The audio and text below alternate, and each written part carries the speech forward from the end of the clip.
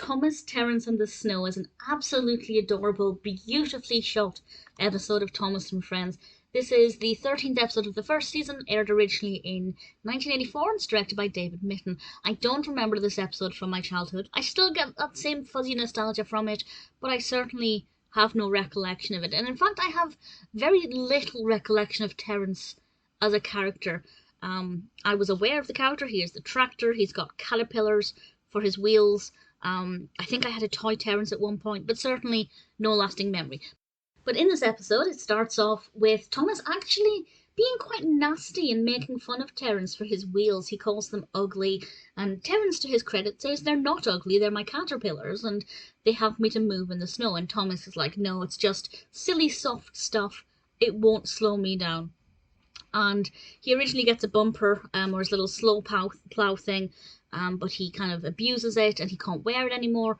So the next day when Thomas goes out in the snow, he gets himself stuck. And who's going to come to his rescue but the very person he bullied? Quite frankly, it's bullying to make fun of him. Who now has to come to his rescue, of course, it's Terence. And we also get a glimpse of Bertie the bus, who is one of my favourite childhood characters. The railway replacement service bus, which, I'll be honest, rather amused me quite a lot.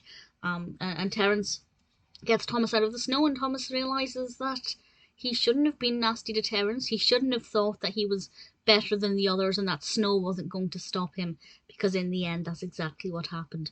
It's applicable to real life. I think children, well, there are two types of children. There are children who love to wear Wellington boots and love to get wrapped up warm in the snow, and then there are children who just want to go running around in their shorts and t-shirts.